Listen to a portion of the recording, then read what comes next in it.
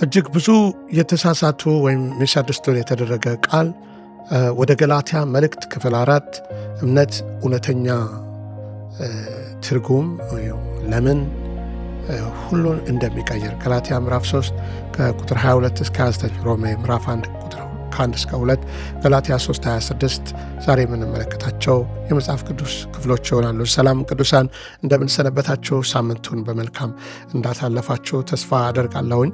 የጳውሎስ መልእክት ወደ ገላትያ ሰዎች ዛሬ ክፍል 4ን እንመለከታለን። ዛሬ የምንመለከተው ሐሳብ መጽሐፍ ቅዱስ ጠቅላላ መጽሐፍ ቅዱስ ውስጥ በየስፍራው የምናገኘው ቁልፍ የሆነ ቃል ነው። በዓለም ላይ ብዙ ሃይማኖቶች አሉ እና ከነዚህ ሁሉ ሃይማኖቶች እውነተኛ የክርስትናን እምነት ልዩ የሚያደርገው የእምነት መኖር ነው። እናም ዛሬ የምንመለከተው ሐሳብ ይሄንኑ ይሆናል ማለት ነው። ስለ እምነት ነው የምንመለከተው። ምናልባት ፓስተር አውቃለሁ እምነት ምን እንደሆነ ዕለት ዕለት እጠቀምበታለሁ ትሉኝ ይሆናል። ወይም ደግሞ ክርስቲያን ሁልጊዜ በእምነት ነው የሚኖረው፣ ሁሌ እንዘምረዋለን እኮ ብዙ አንብበናል እኮ ስለ እምነት ብለን ልንል እንችላለን። ግን እውነተኛ እምነት ሲኖር ምን እንደሆነ ገብቶን ይሆን? እምነት ከሃይማኖት በምን መልኩ ነውስ የሚለየው? ልዩነት ካለውስ ሰው እምነትን እንዴት ነው የሚቀበለው? ለምን እምነት ወሳኝ ነገር ነው በሕይወታችን እንላለን? እነዚህን የመሳሰሉ ሐሳቦችን ዛሬ በዲቮሽናል መልእክቴ ለመመለስ እንሞክራለሁ። ዋናው የዛሬ ክፍል የመልእክታችን ክፍል የሚሆነው ከገላትያ ምዕራፍ 3 ከቁጥር 22 ጀምሮ እስከ 29 ያለውን ይሆናል። ቃሉን አነባለሁ። ገላትያ ምዕራፍ 3 ከቁጥር 22 ጀምሮ። ነገር ግን ኢየሱስ ክርስቶስ ከማመን የሆነው የተስፋ ቃል ለሚያምኑ ይሰጥ ዘንድ መጽሐፍ ከኃጢአት በታች ሁሉን ዘግቷል።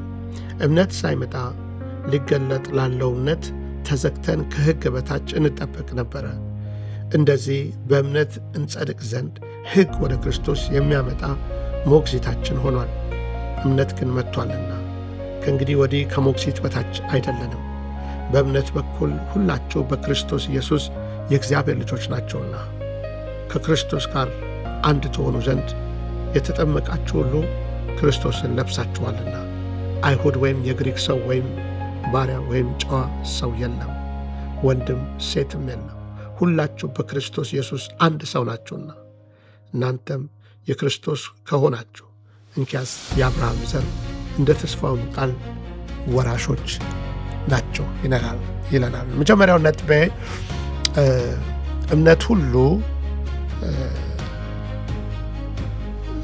እምነትን ስናይ ትክክለኛውን እምነት ማለት ነው ሁለት ትርጉሞችን ያሳየናል። አንደኛው በዚህ በገላትያ ምዕራፍ 3 ቁጥር 23 ላይ ያየነው ነው። እምነት ሳይመጣ ከሕግ በታች ተጠብቃችሁ ነበራችሁ የሚለን ሐሳብ። ይሄ እምነት ሳይመጣ ማለት ምን ማለት ነው? ይሄ የሚናገረው ስለ ክርስቶስ መምጣት ነው። ክርስቶስ ከመምጣቱን በፊት በክርስቶስ መምጣት ደግሞ የምናስተምረው ይህ ወንጌል ከመገለጡ በፊት ሁላችን ከሕግ በታች ነበርን ይለናል። አሁን ግን እምነት መጣ፣ ክርስቶስ መጣ። ክርስቶስ ከመምጣቱ በፊት ሕጉ ነበር የሚሰራው። ሕጉ ምን አደረገ ብንል የሕጉ ሥራ ኃጢአትን ገለጠ፣ ኃጢአተኛም እንደሆንን አሳየን። የልባችንን ሁኔታ አጥርቶ አንተ ትክክል አይደለህም አለን። ሕጉ በኃጢአት ላይ ፈረደ። ችግሩን ብቻ አይደለም ያሳየን፣ ፍርድም ነው። በቃ መኮነን ይገባል፣ ፍርድ ይገባሃል አለን። የሰራነውን ኃጢአት ሁሌ ያስታውሰናል፣ ዕዳችንን ያስታውሰናል። ልትከፍለው የማትችል ዕዳ አለብህ ይለናል። ይሄ የሕጉ ሥራ ነው። ስለዚህ ሕጉ ጻድቅ እንድንሆን ወደ ክርስቶስ የሚያመጣ ሞግዚታችን ወይም አስተማሪያችን ሆነ ይለናል ገላትያ 3:24 ላይ። ይሄ ሞግዚት የሆነው ሕግ ክርስቶስ በመጣ ጊዜ በሚያምኑት ላይ አሁን ከእንግዲህ በኋላ ኃይል የለውም ማለት ነው። ክርስቶስ ከዚህ ከሕግ እርግማን ሊያድነን መጣ። ክርስቶስ ከሕግ ነፃ ሊያወጣን፣ ከሕግ ባርነት ነፃ ሊያወጣን ወደዚህ ምድር መጣ። የሕጉና የክርስቶስን ልዩነት ላሳያችሁ። ሕጉ ይናገራል አድርጉ አታድርጉ እያለ ይህን ካደረግ ኩነኔ አለብህ፣ ፍርድ አለብህ ጨምርልናል። ስትወድቁ ማያነሳችሁ መዛው ነው የሚቀጠቅጣችሁ በኩነኔ ማለት ነው።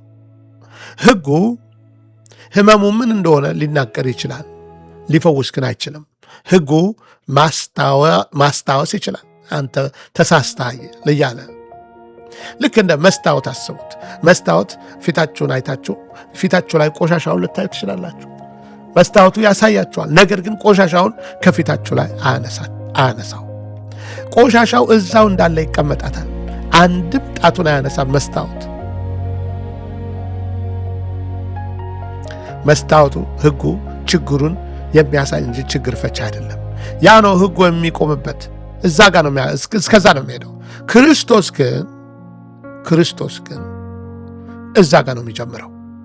ክርስቶስ ሕጉ አሳይቶን የቆመው ጋር እሱ ይጀምራል። ክርስቶስ ፈጽሞ የተለየ መልእክት ይዞ ነው የመጣው። አድርግ ብቻ አልነበረም፣ ወይም አድርግ ወይም አታድርግ የሚለው ሳይሆን አድርግ ያለሁ ነው ያለን። I did it, I worked for you፣ ለአንተ ሰራውልህ ይለናል። ሃሌሉያ። እሱ ከኛ ጽድቅን ከመጠየቅ ፋንታ እሱ ጽድቃችን ሆነ። ይሄ እንግዲህ ሃይማኖት እንዳያስተምራችሁ ወገኖቼ፣ የእምነት ትምህርት ነው። ሕጉ ይሄን አድርግ እንድትጸድቅ ሲሆን፣ ክርስቶስ ግን እኔ ጽድቅ ሆንኩልህ ይልሃል። በኩነኔ ፈንታ ጸጋን ሰጠን። እሱ ሕጉ ይኮንናል።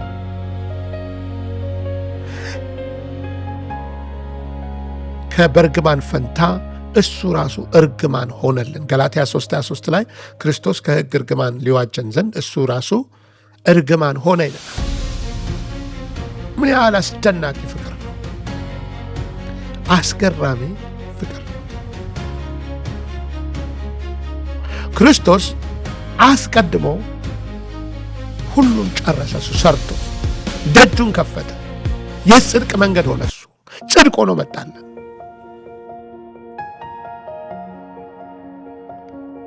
ሁለተኛው ሐሳብ የእምነት የመጀመሪያው መጣልን የሚለው ክርስቶስና ወንጌሉን ሲናገር፣ ሁለተኛው እምነት ሳብጀክቲቭ አድርገን ብናየው በክርስቶስ የመጣውን ሁሉ የሚቀበል ነው። እምነት የሚመጣው መጽሐፍ እንደሚነግረን ከመስማት ነው፣ መስማትም ከእግዚአብሔር ቃል ነው ይለናል። ሰው የእግዚአብሔርን ቃል ሳይሰማ እምነት አለኝ ቢል የእሱ እምነት ፋውንዴሽን የሌለው ትክክለኛ ያልሆነ ስሜታዊ ነው። እውነተኛ እምነት የሚመጣው ከስሜት ጋር ይለያል። እምነት የእግዚአብሔርን ቃል ከሰማንና እውነቱን ካወቅን በኋላ የሚከሰተው እምነት ነው እምነት የምንለው። ያለዛ እምነት አይደለም። እምነት የምንቀባው አይደለም፣ የምንታሸው አይደለም።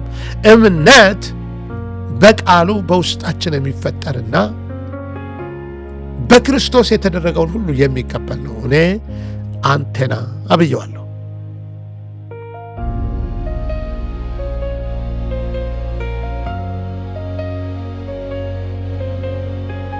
ለምን ብትሉኝ፣ አንቴና ሬዲዮ እኮ ጣቢያው እኮ ያስተላልፋል። አንቴና ከሌለን ወይም ደግሞ ጣቢያችንን በአሁኑ ጊዜ አንቴና ውስጡ ነው ያለው ሬዲዮ ይመስለኛል። you don't have to put አንቴና መሳብም አያስፈልገንም አይደለም። ወይም ፍሪኩዌንሲውን ካላስተካከልን ያንን ዌቭ ሌንግዙን ካላገኘን በስተቀር ድምፁን አይስብልንም። ግን ሬዲዮናችንን ከፈት ስናደርገው ያ ባየሩ ላይ የተለቀቀው ዜና፣ የተለቀቀው መዝሙር፣ የተለቀቀው ነገር ቀጥታ በሬዲዮናችን አማካኝነት ወደኛ ገብቶ መልእክቱን እናገኛለን። ወደዛውም እምነት የተለቀቀውን በክርስቶስ የተለቀቀውን ጽድቅ፣ በክርስቶስ የተለቀቀውን ፈውስ፣ በክርስቶስ የተለቀቀውን መዳን ልክ እንደ ከፈት ስታደርጉት በእምነት ስትሆኑ ፈውስ ትቀበላላችሁ፣ የዘላለም ሕይወት ትቀበላላችሁ፣ ሰላም ትቀበላላችሁ። የምትቀበሉት ነው። ኦልሬዲ ተለቋል። ክርስቶስ ሰርቶልን ስሙ የተባረከ ይሁን። እምነት የእግዚአብሔርን ጸጋ አይፈጥርም። እምነት ፈውስን አያመነጭም። እምነት ሰላምና ጽድቅ የዘላለምን ሕይወት አይፈጥርም። ሁሉ ያለቀ ነው። እምነት ይቀበለዋል። መቀበል ነው ስራው። ፈውስ አስቀድሞ ተቀምሯል። ያን የተወሰነውን ፈውሳችንን በእምነት ነው የምትቀበለው። ሪሲቭ ኢት ባይ ፌዝ። ምህረት እንደዚሁ ነው። አስቀድሞ እግዚአብሔር ምህረትን ፈጽሞታል። ስለዚህ ምህረትን በእምነት እንቀበላለን። ጽድቅም እንደዚሁ ነው። ጽድቅን አስቀድሞ ሰጥቶናል። ጽድቅ አትሰሩም። ጻድቅ ለመሆን አትሰሩም። ጻድቅ ለመሆን አትሰሩም። ጻድቅ መሆን የሚቻለው በክርስቶስ በማመን ነው። በማመን ግን ካመናችሁ በኋላ ደግሞ ጽድቅን የምታደርጉት ጻድቅ ስለሆናችሁ ነው። ባህሪያችሁ ነው። በቃ የብርቱካን ዛፍ የብርቱካን ፍሬ የሚያፈራው የብርቱካን ዛፍ ስለሆነ እንጂ የብርቱካን ዛፍ ለመሆን አይደለም። እንደዚሁ ጻድቅ ለመሆን አይደለም የምትሰሩት፣ ጻድቅ ስለሆናችሁ የጽድቅ ፍሬ በእናንተ ሕይወት ይገለጣል ማለት ነው። የዘላለምም ሕይወት እንደዚሁ ነው። አስቀድሞ ተሰጥቶናል፣ በእምነት እንቀበለዋለን። ለዚህ ነው በገላትያ መልእክት ምዕራፍ 3 ቁጥር 25 ላይ እንደዚህ ይላል። ገላትያ 3:25 ላይ እምነት ግን መጥቷልና ከእንግዲህ ወዲህ ከሞግዚት በታች አይደለንም ይላል። እምነት መጥቷል። ሃሌሉያ። ስለዚህ ይህን ዲፍረንስ እምነት። ሌላው ደግሞ ሶስተኛው ነጥቤ ከሃይማኖት ጋር ስናነጻጽረው ጳውሎስ በቃ ሃይማኖተኝነትን ነበር በጣም ይዋጋው፣ በጣም የሚቃወመው። ለምን? ሰዎች በእምነት ያለውን ቤኔፊት ስለሚያሳጣቸው። ሃይማኖትና እምነት አንድ አይደሉም። ሃይማኖት እኮ ከቤተሰብ ይወረሳል። በተወለዳችሁበት ቤተሰብ የእምነት ዘርፍ በዛው ነው። እምነት ግን እንደዛ አይደለም። እምነት በቤተሰብ በሀገር በጅምላ አይወሰንም። እምነት በግል ነው የሚመጣው። እምነት ይመጣል። ቃሉን ስንሰማ የሚከሰት ነገር ነው እንጂ በውልደት የሚመጣ አይደለም። ሃይማኖት ሊመጣ ይችላል፣ እምነት ግን አይደለም። ሃይማኖት ስራ አትስራ ነው የሚለን። ጥሩ ምግባር፣ ጥሩ ባህሪ አድርግ ተቀባይነት ይኖርሃል ይላል። እምነት ግን ክርስቶስን ተቀበል፣ ክርስቶስ ያደረገውን ስራ ተቀበል፣ በተደረገው ስራ የተገኙትን ነገሮች ተቀበል ይለናል። ሃይማኖት ስራን ያጎላል፣ እምነት ደግሞ ጸጋን ያጎላል። ሃይማኖት ያስፈራራሃል፣ እምነት ደግሞ ድፍረትን ይሰጣል። ወደ እግዚአብሔር እንደምትገባ ወደ መንግሥተ ሰማይ እንደምትገባ ድፍረትን ይሰጣል። ምናልባት ካሁን በፊት ተናግሬ ይሆናል። አንድ ጊዜ በመርካቶ ውስጥ ገበያ እየሄድኩ አንድ ሱቅ ገባሁኝ ቃል ገዛና በጨዋታ መካከል ባለሱቁን እኔ መንግሥተ ሰማይ ሄዳለሁ ብዬ ተናገርኩ። ምን አለ? አዎ እኔ እርግጠኛ ነኝ መንግሥቱን እወርሳለሁ፣ መንግሥተ ሰማይ ገባለሁ ስል በጣም ተናዶ ሰውየው ሊደበድበኝ በስንት ሰው ነው ምንም ሌላ ያልኩት ነገር የለም።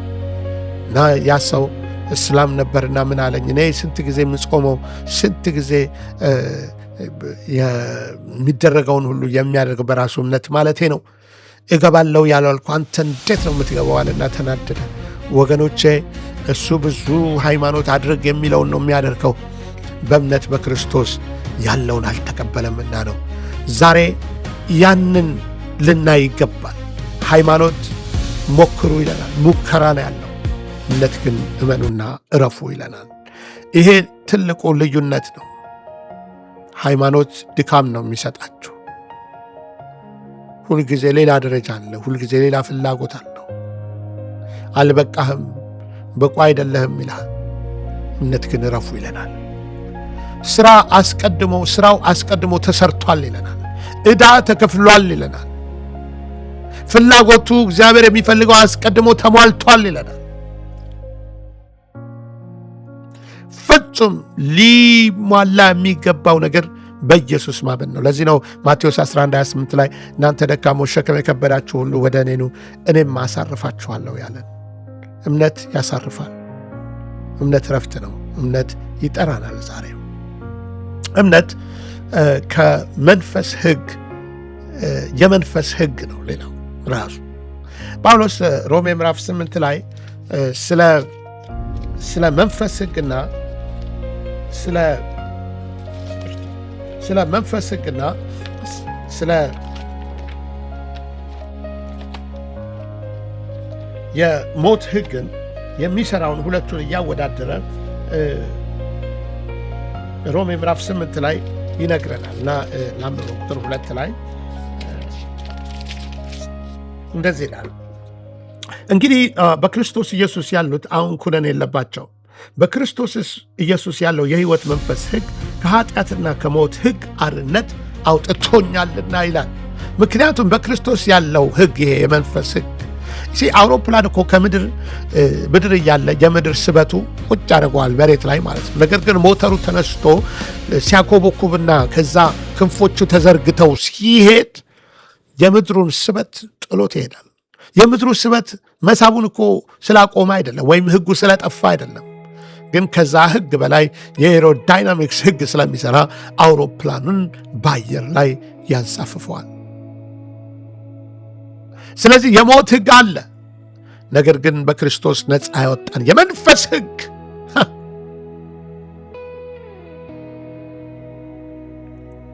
ከሞትና ከሕግ ነፃ ያወጣን። ሃሌሉያ። ሌላው ነጥብ 5ኛው ፕሮብሌም የመጨረሻው እምነት ከተፈጥሮ ሕግ በላይ ያስኬዳችኋል።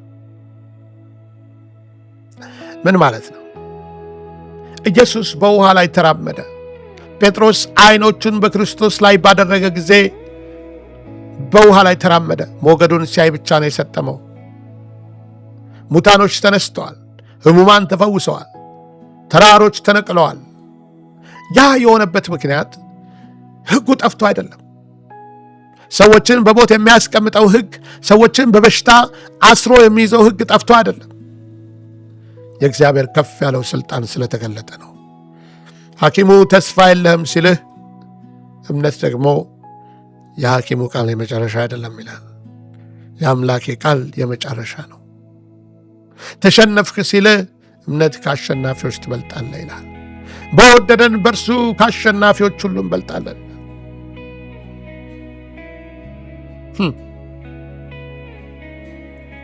ወገኖቼ ከዚህ መልእክት ዛሬ የምትወስዱት አንድ ነገር ሕጉ ምን ማድረግ እንደሚችል ምን ማድረግ እንዳለብን ይነግረናል። ክርስቶስ ግን ምን እንዳደረገልን ነው የሚነግረን። እምነት ደግሞ ክርስቶስ አስቀድሞ የፈጸመውን ዝም ብለህ ተቀበል ይለናል። በቃ ይሄ የገላትያ ብቻ አይደለም፣ የሌሎቹ መጽሐፍ መልእክት ነው። ለማጠቃለል ያህል ክርስትና ሕግ ላይ የቆመ ሃይማኖት አይደለም። ሕያው ሁሉን ዳሳሽ የሆነ ሙሉ በሙሉ ጸጋ ላይ የቆመ ከእግዚአብሔር ጋር መቅረብ ወይም ወደ እግዚአብሔር መቅረብ የሆነ ነው። መቅረብ የሆነ እምነት ነው። ሕጉ ምን ሊሆን እንደሚገባ ምን ማድረግ እንደሚገባ ሲነግረን፣ ክርስቶስ ደግሞ ካልቻልነው ነገር ላይ አንስቶን እኔ ሠራሁት ሲለን፣ በወደቅንበት በጸጋው ደግፎን በድል ሊያኖረን ይነግረናል። ዛሬ እምነት አለን? ምን ይሆን እምነት? ሕግ ላይ ቆመ ወይስ በክርስቶስ ላይ አረፈ? ብቃትን ያገኘ ወይስ ብቃትን ለማግኘት የሚሰራ እምነት ነው ያለ? ብቁ ሁን እያለ ክርስቶስን በመቀበል እንዲሁ እየዳከርክ ነው፣ እየዳከርሽ ነው ብቁ ለመሆን። ጳውሎስ ቁርጡን ይነግረናል ገላትያ 3:26 ላይ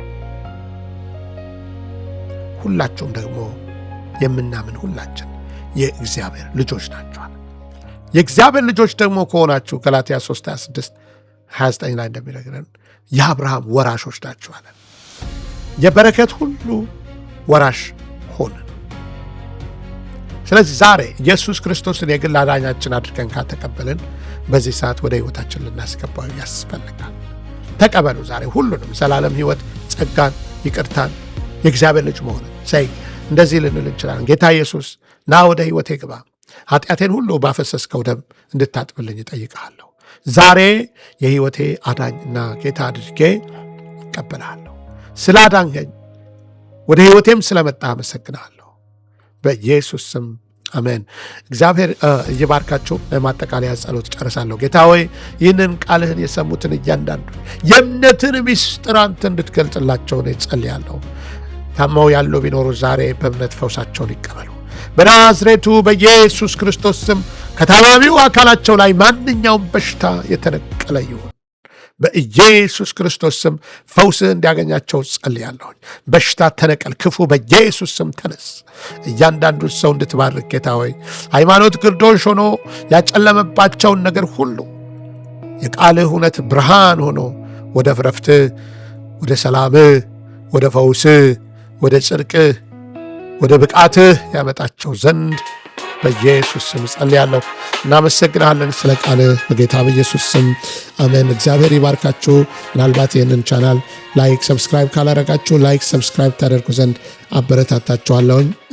ይህንንም አገልግሎት ለምትደግፉ እግዚአብሔር ይባርካችሁ እያልኩ በመቀጠል እንድታደርጉት ደግሞ አደራላችኋለሁ። መልካም ቀን። ደህና ቆዩኝ።